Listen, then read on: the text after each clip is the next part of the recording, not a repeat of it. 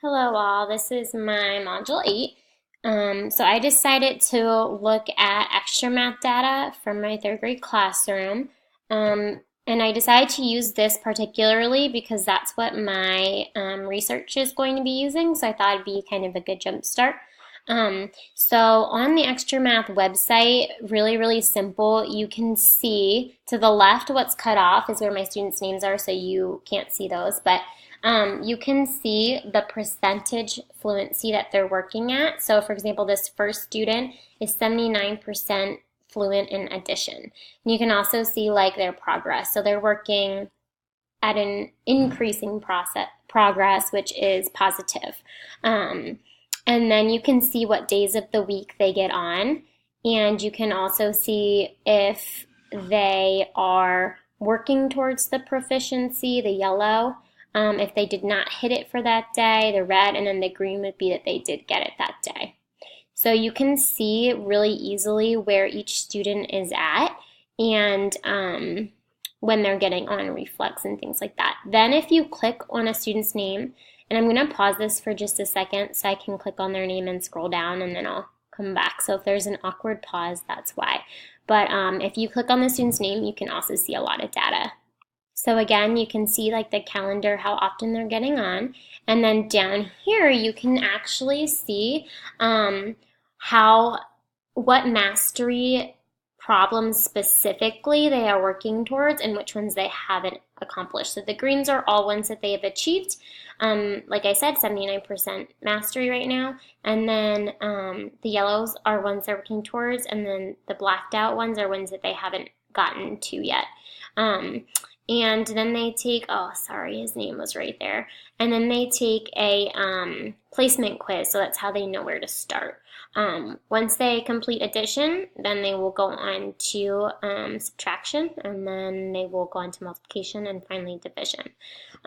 So I actually downloaded this information into a Excel sheet, which is really easy to do on the website, which is awesome. So you can see almost all of my kiddos are on addition.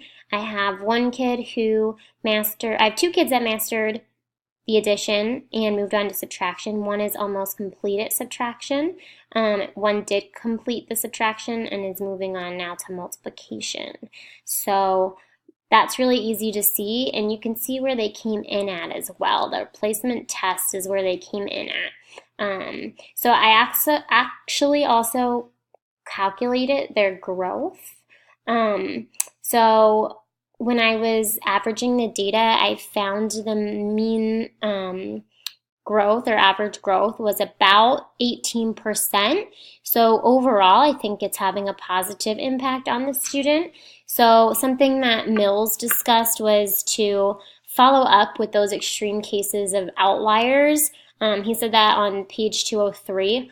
And so just looking at this data, I would definitely want to follow up with the kiddos who have negatives. So I have one kid who has a -4, which means they're regressing, which is obviously something I don't want to see. So I definitely want to follow up with them. And then also the kiddos who have zeros.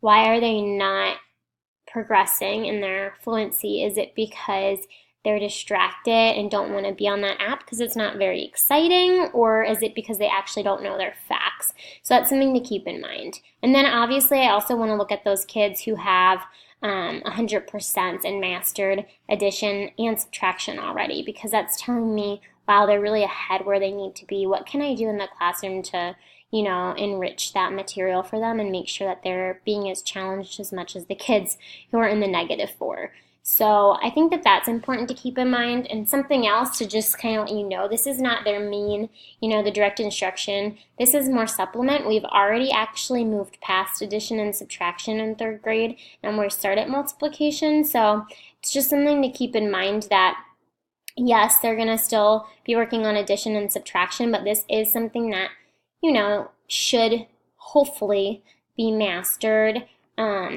hopefully within a couple months, because like I said, third grade, we're really not too much focused on addition and subtraction anymore. So, but like I said, I think looking at this data and really analyzing it, I think it's had a positive impact. Just really reaching out to some of those kids that are the outliers. Um, Also, something else to keep in mind is that that could be affecting this is that my lower achieving students in math do get to go on 3 times a week, where my higher achieving students only get to go on twice a week. So it's interesting to me, even though my higher achieving students get to go on twice a week, some of them are still out playing those who only go on twice a week, or 3 times a week, I'm sorry. So I think that's interesting too. And again, does focus play an issue in that, or do they really not know? I think that's something that I need to then further probe students to figure out. So, but that is my analyzation of data for this week. It's taught me a lot, and I'm glad that I was able to kind of play around with the extra math aspect. Okay, thanks. Bye.